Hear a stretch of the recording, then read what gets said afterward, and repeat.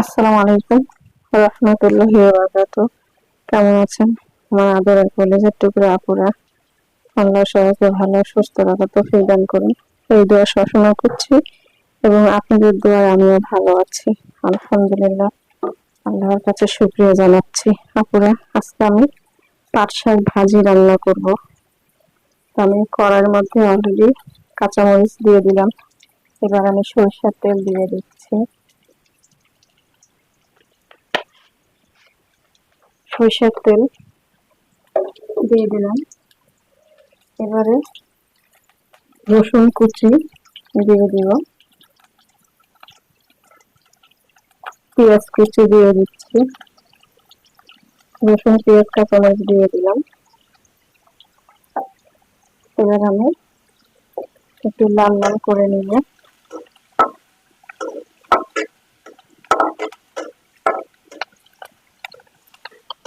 অনেকেই পাট শাক মসুর ডাল দিয়ে খায়, তবে আমাদের পরিবারে একটু শাকটা শুধু ভাজি করলে সঙ্গে একটা ডাল আলাদা ভাবে, এটাই মজাদার মনে করে। পাট শাক ভাজিটা আমার কাছে সবচেয়ে ভালো লাগে, যতই তিতা হোক, খুবই পছন্দ করি আমি। তবে আমি আজকে হালকা তিতা এটাই রান্না করব, মিষ্টি শাকটা রান্না করবো না।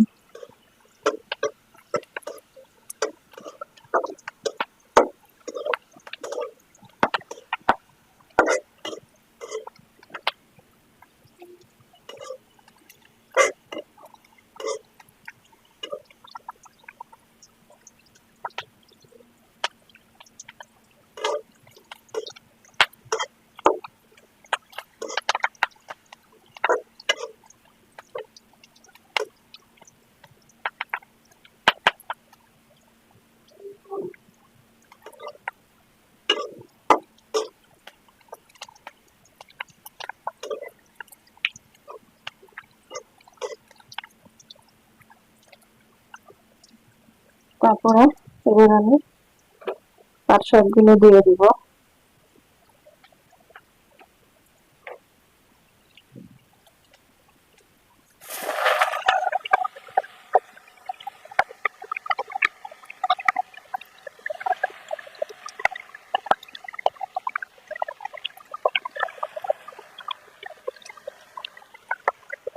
দিয়ে দিব পরিমাণ মতো লবণ।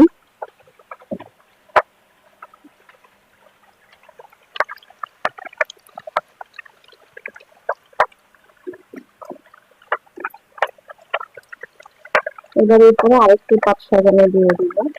লবণটা মাঝখানে দিলাম যাতে স্বাদের মধ্যে ভালোভাবে হয়ে যায়।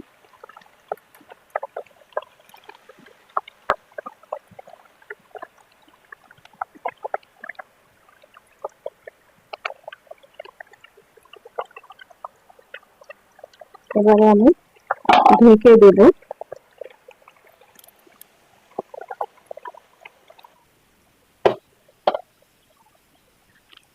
তারপরে শাকগুলো আমি এখন একটু লাড়া দিব, আর শাকের থেকে পানিও বের হয়েছে অনেক,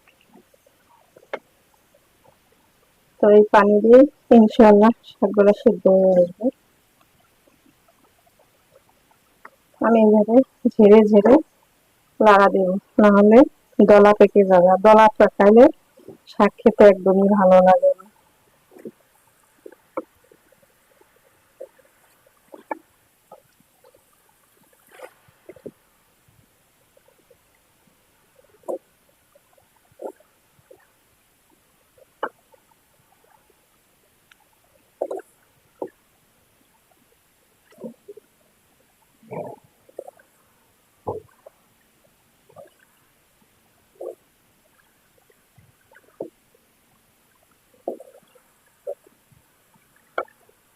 তো আমি আবার শাকটা ঢেকে দিচ্ছি, সিদ্ধটা কম হয়েছে।